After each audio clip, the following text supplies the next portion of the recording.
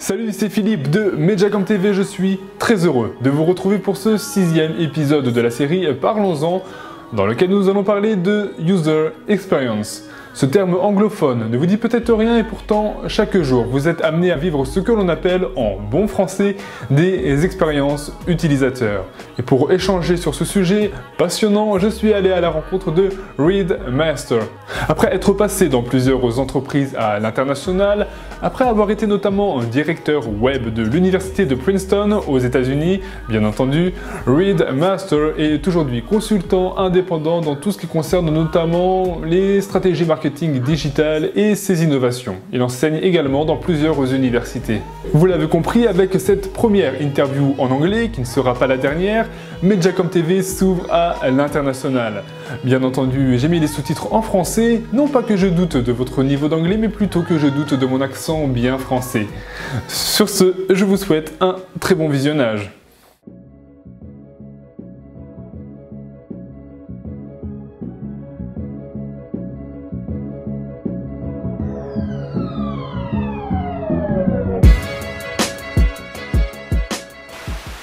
Hi, Reed Meister. First of all, I would like to thank you for having accepted my invitation. It's the first interview in English for Medjacom TV, so it's a real pleasure. It's a pleasure for me as well, thank you. Thanks. My first question, I think simple in the form but more difficult in the content. How would you define in a few words the user experience, the UX? In order to understand what a user experience is, or UX for short, it's important to understand first of all what a user is. So a user is anyone using a website or any other kind of digital product, or even a physical product such as a cell phone. So it's someone who is interacting with a product that is interactive. So to understand user experience then is to understand the experiences of users, obviously. So what does that mean? On a website, for example, we have people, they come to look for information. Are they able to find the information that they're looking for? Do they find it easily or with much more difficulty? Is the design a welcoming design that makes them feel comfortable and want to stay and look for more information, for example? Is the content well written and so that it's easily understandable? So all those questions are questions around the user experience. But so many people don't see the difference between the user experience and the customer experience. This is not at all the same thing, or maybe is there a link? So they're not exactly the same thing, but there definitely is a link. First of all, the user experience is in some ways a larger thing and in some ways a smaller thing than customer experience. So let me explain what I mean by that. The user experience, when we're looking at the population that is covered, it's actually a larger population than customers, because people who visit companies' websites are not just their customers. It's also, for example, journalists, the members of the press, but also other populations. So it's important to understand the different types of populations that visit your website, and those are all users, and so in that sense the user experience is something that is larger than the customer experience.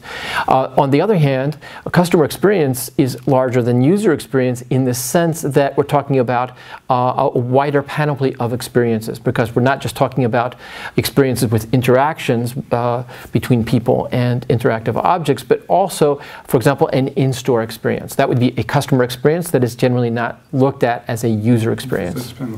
Yes, okay. And so, in a certain extent, we can assert that a good user experience is one of the conditions for a good customer experience. And my next question, how do you explain that more and more businesses put UX at the heart of their marketing strategy? First of all, the historical way for marketers to act would be to focus on the communications messages that they're delivering through multiple channels, okay? So it's a more vertical communications approach. But now more and more companies are understanding that customers are having all kinds of experiences with their companies, and that these are interactive experiences, but also experiences in stores and through multiple channels. And that the experiences that customers have, whether they be positive or negative, have a significant impact on whether these customers or actually potential customers actually buy from your company and whether they remain loyal. Today with the web world, companies or individuals actually using the web have been empowered to make split-second decisions and leave a website just like that. And so the experiences that people have a real impact on companies and their business. And so more specifically, what do these companies or brands do to provide their customers with the best user experience possible on their website, in software, on another digital medium? Well, first of all, there's a whole profession or field of professions, in fact, called user experience design. And if we look at user experience design, I would say the first thing that is absolutely critical, it's actually referred to as user-centered design as well. So the first step is research. Quantitative and qualitative research, but qualitative research in particular is extremely important because it's a way of understanding users and customers' needs, their real needs, and as well their habits. Okay, they can actually, from one user to another, they can have the same needs and different habits, different usage patterns in terms of how they use digital tools, for example. So first of all, doing that qualitative research is the first step to user-centered design or user experience design.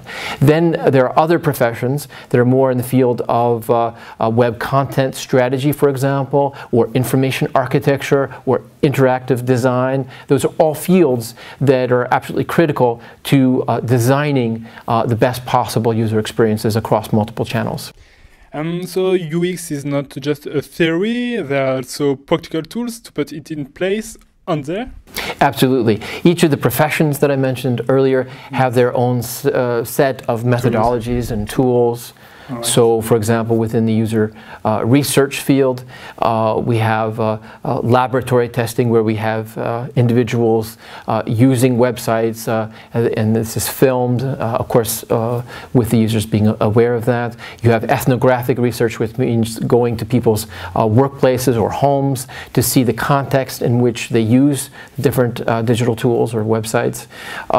You have all of these kind of methodologies and tools in the fields that I mentioned as well, whether it be information architecture or web content strategy, for example.